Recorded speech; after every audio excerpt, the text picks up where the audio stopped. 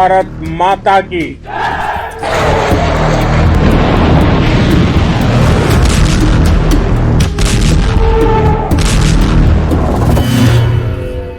भारत की ओर नजर उठाने का एक ही अंजाम होगा, तबाही।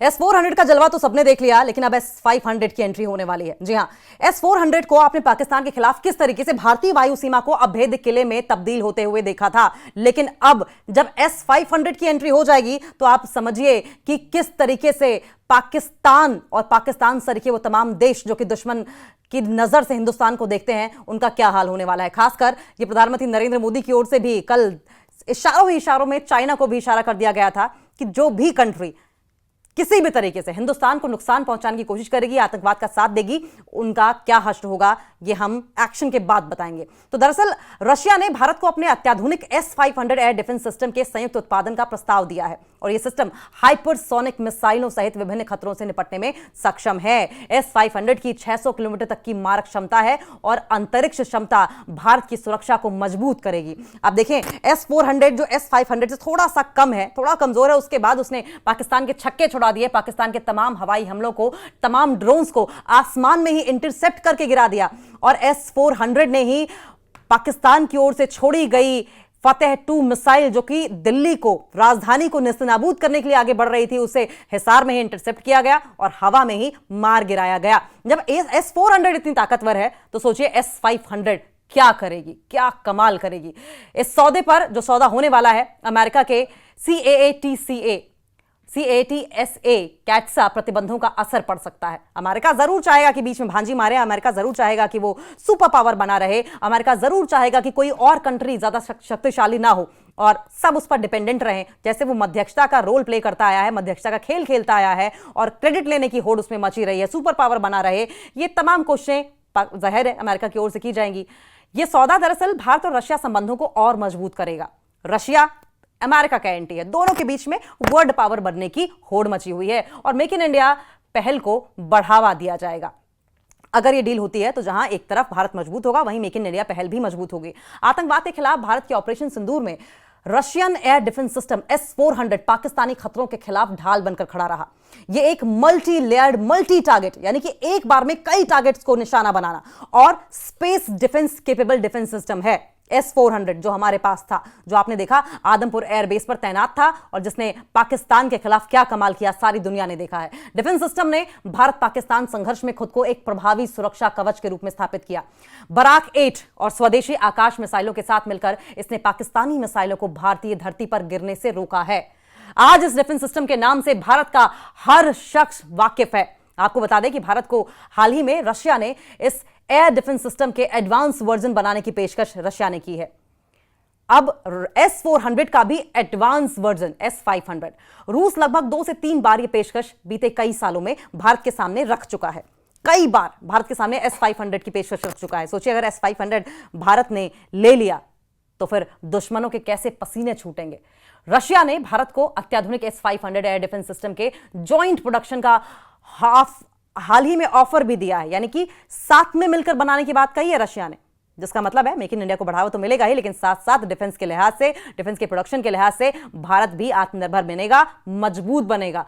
और अगर ऐसा होता है तो न केवल खरीद तक सीमित रहेगा हिंदुस्तान, बल्कि इसमें टेक्नोलॉजी ट्रांसफर का प्रस्ताव भी शामिल हो जाएगा, यानी कि टेक्नोलॉजी ट्रांसफर को लेकर भी चीजें हिंदुस्तान के हाथ में होंगी। S-500 सिर्फ डिफेंस नहीं है, स्पेस वॉर की भी तैयारी कर रहा है। जी हां, S-500 को केवल एक एयर डिफेंस सिस्टम कहना, इसकी क्षमताओं को कम आंकना होगा। यह एक मल्टी लेयर्ड, मल्टी टारगेट और स्पेस केपेबल सिस्टम है जो दुश्मन के सैटेलाइट, फाइटर जेट, क्रूज और हाइपरसोनिक मिसाइल तक को इंटरसेप्ट कर सकता है। इसकी रेंज 600 किलोमीटर तक है और एक्सो एटमॉस्फेयर इंटरसेप्शन क्षमता इसे दुनिया का सबसे उन्नत डिफेंस सिस्टम बनाती है। भारत के लिए यह क्यों जरूरी है? भारत के लिए क्यों जरूरी है तो आप जान ही गए होंगे। S-400 का कमाल आपने देखा ही है। दरअसल भारत पहले से ही S-400 का उपयोग कर रहा है, लेकिन चीन की हाइपरसोनिक मिसाइल और पाकिस्तान की परमाणु क्षमता को देखते हुए S-500 की जरूरत और भी ज्यादा महत्वपूर्ण हो जाती है। दिल्ली, मुंबई जैसे शहरों की सुरक्षा और रणनीतिक ठिकानों की रक्षा के लिए S-500 जैसे सिस्टम की उपयोगिता स्पष्ट दिखाई देती है। रशिया ने भारत को केवल ग्राहक नहीं बल्कि साझेदार बनने का प्रस्ताव दिया है।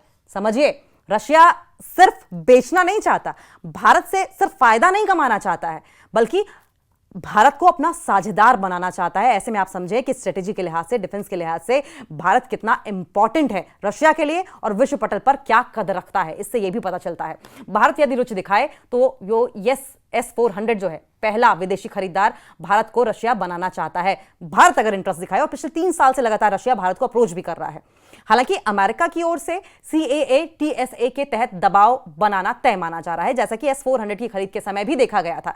S-400 जब भारत खरीदना चाहता था, या रशिया की ओर से प्रपोजल हिंदुस्तान को जब रखा गया था, तो हमने देखा था कि अमेरिका की ओर से किस तरीके से प्रॉब्लम्स क्रिएट करने की कोशिश की गई थी, लेकिन बावजूद इसके S-400 भारत आकर रहा। S-500 की अनुमानित कीमत 4 से 5 अरब डॉलर प्रति यूनिट हो सकती है। भारत पहले से ही रशिया के S-400 ट्रायम्फ सिस्टम का प्रमुख उपयोग करता है, और अब यदि यह साझेदारी आगे बढ़ती है और भारत इसके खरीदने और सह निर्माण पर आगे बढ़ता है, तो यह भारत दुनिया के सबसे एडवांस एयर डिफेंस सिस्टम के सह निर्माण और सह विकास में भागीदार बन सकता है।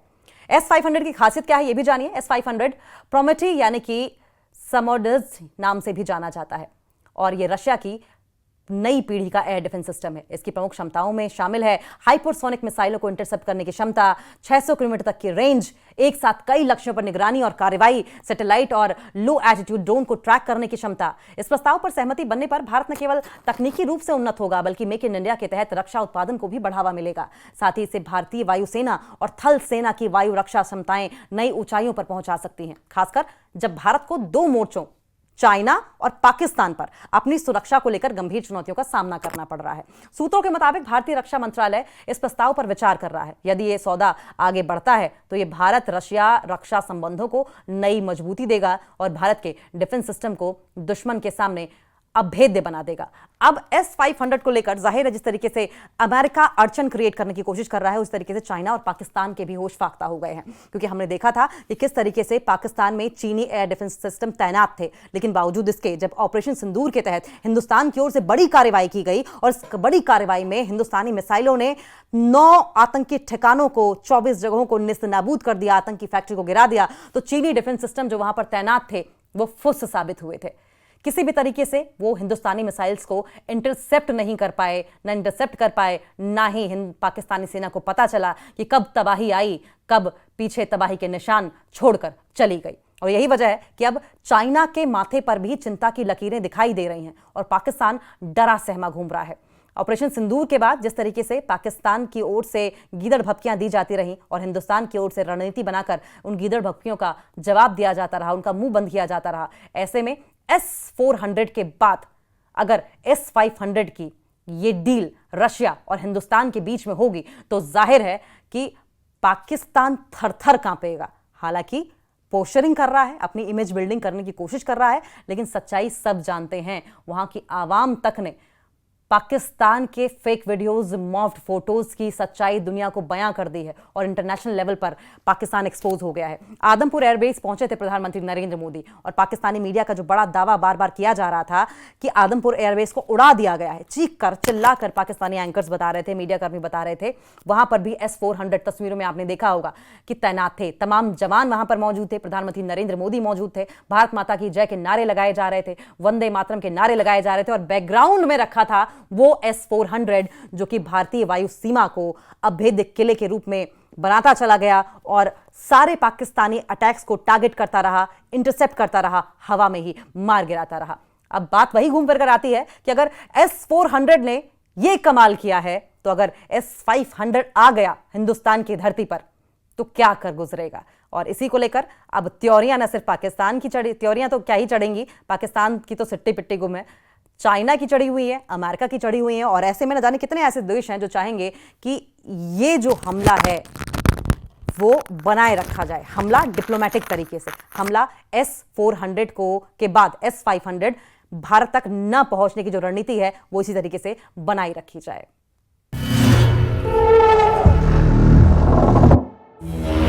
भारत माता की